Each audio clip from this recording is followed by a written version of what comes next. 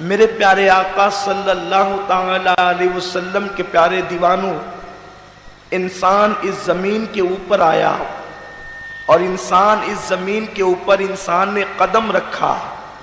انسان کا زمین کے اوپر آنا، یہ زمین پر قدم رکھنا، یہ اللہ کی طرف سے انسان کا سب سے بڑا امتحان ہے۔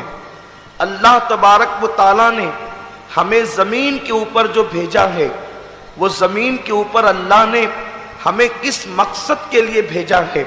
ایک متعینہ مدت کے لیے بھیجا ہے اور کسی خاص مقصد کے لیے بھیجا ہے۔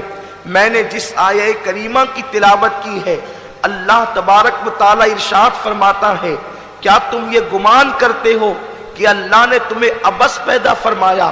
کیا تمہیں اللہ نے فضول پیدا فرمایا؟ کیا اللہ نے تمہیں بے مقصد پیدا فرمایا؟ اے نادان انسان، اگر تو چھوٹا سا پودا لگاتا ہے، اس کو بھی تو کسی نہ کسی مقصد کے لیے لگاتا ہے۔ تو کہیں پر پتھر رکھتا ہے، کسی نہ کسی مقصد کے لیے رکھتا ہے۔ تو چھوٹی سی ٹوپی خریدتا ہے، کسی نہ کسی مقصد کے لیے خریدتا ہے۔ تو کوئی کام کرتا ہے، کسی نہ کسی مقصد کے لیے کرتا ہے۔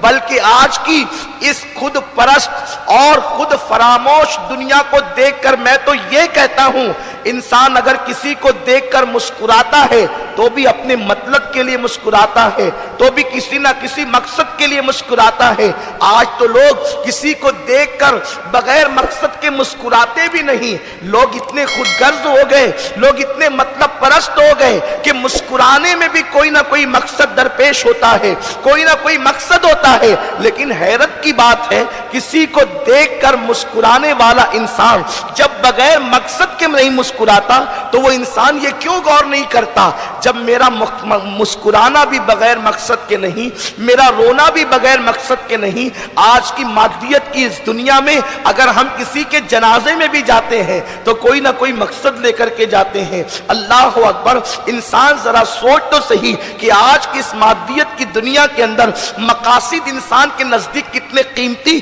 اور اہم ہو گئے ہیں۔ تو آخر انسان یہ کیوں نہیں سوچتا کوئی کام مقصد کے بغیر نہیں ہے، تو اللہ نے مجھے بے مقصد کیوں پیدا کیا ہوگا؟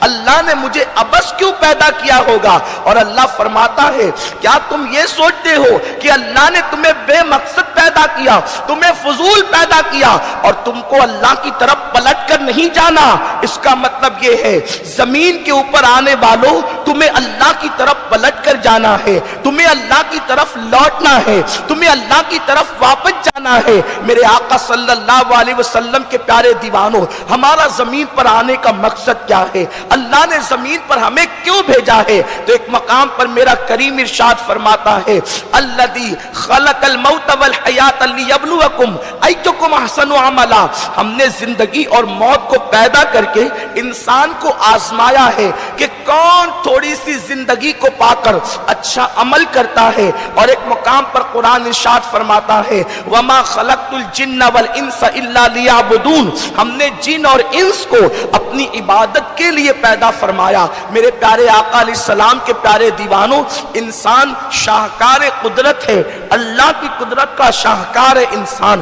انسان وہ انسان ہے کہ اگر اللہ رب العزت کی پوری کائنات کو سمیٹ دیا جائے تو انسان کا وجود ترتیب پاتا ہے۔ انسان کو صوفیاء کرام نے کائنات اصغر کہا ہے، یعنی چھوٹی کائنات کہا ہے۔ آپ اندازہ فرمائیں انسان کی شان یہ ہے، میرے آقا صلی اللہ علیہ وسلم کے پیارے دیوانوں، آپ کہیں گے کہ جب انسان کائنات اصغر ہے اور چھوٹی کائنات ہے تو کائنات کے اندر تو عرش بھی ہے، تو کیا انسان میں عرش بھی ہے؟ تو آپ کو پتا چلے گا، ہاں، اللہ کے حبیب صلی اللہ علیہ وسلم نے فرمایا، مومن کا دل اللہ کا عرش ہوا کرتا ہے۔ میرے آقا صلی اللہ علیہ وسلم کے دیوانوں، تو جس انسان کو اللہ نے چھوٹی کائنات اصغر اور انی عالم و مالا تعلمون کے راز کے تحت پیدا فرمایا، اپنے دست قدرت سے پیدا فرمایا۔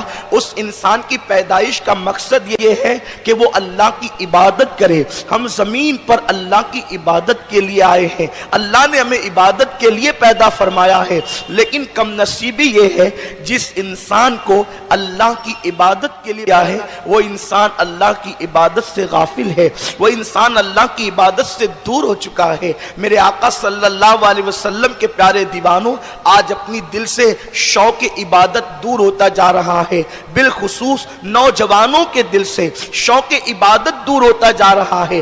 آج اپنی پوزیشن یہ ہے، آج اپنا حال یہ ہے، ہم ہر کام کے لیے وقت نکالتے ہیں لیکن اللہ کی عبادت کا وہ شوق نہیں، اللہ کی عبادت کا وہ ذوق نہیں، اللہ کی عبادت کا وہ جذبہ نہیں جو ہمارے اسلاف میں موجود تھا۔ میرے آقا صلی اللہ علیہ وسلم کے دیوانوں، آج یہ میں آپ کو بتاؤں، اللہ اکبر، کیا انداز تھا گناہوں سے بچنے کا اور نیکیاں کرنے کا، اس لیے کہ عبادت نام ہے اپنے آپ کو گناہوں سے بچانے کا اور نیکیاں کرنے کا۔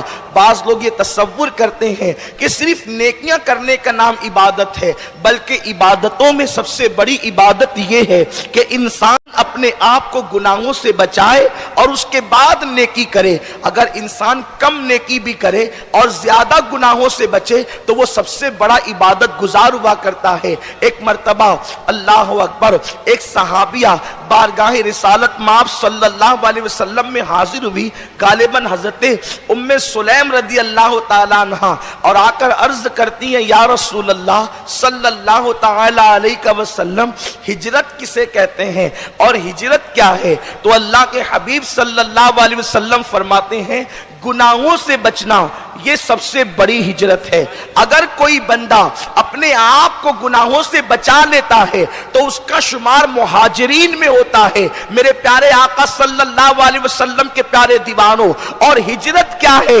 اللہ کے حبیب صلی اللہ علیہ وسلم نے فرمایا ہجرت کرو، اللہ تمہیں مالدار فرما دے گا۔ اور آقا فرماتے ہیں سب سے بڑی ہجرت یہ ہے کہ انسان اپنے آپ کو گناہوں سے بچائے۔ پتا چلا مکے کے صحابہ نے جب مکہ چھوڑ کر مدینہ منورہ ہجرت کیا تو اللہ نے ان کی تعریف فرمائی، لیکن ہجرت کا وہ حکم تو ایک مخصوص وقت کے لیے تھا، لیکن اللہ رب العزت نے اپنے بندوں کو محروم نہیں کیا ہجرت سے، بلکہ آقا کریم کی زبانی یہ کہلوا کر کہ گناہوں کو چھوڑ دینا یہ سب سے بڑی ہجرت ہے۔ اور اللہ اکبر، مہاجرین کے لیے قرآن میں جو بشارت آئی ہے، اگر کوئی سچے دل سے گناہوں کو ترک کر دے تو اللہ اس بشارت کا صدقہ اسے بھی عطا فرمائے گا۔ میرے آقا صلی اللہ علیہ وسلم کے پیارے دیوانوں، یعنی اس کا شمار بھی مہاجرین کے اندر ہوگا، ہجرت کرنے والوں میں ہوگا۔ اور آقا کریم تو فرماتے ہیں سب سے بڑی ہجرت یہ ہے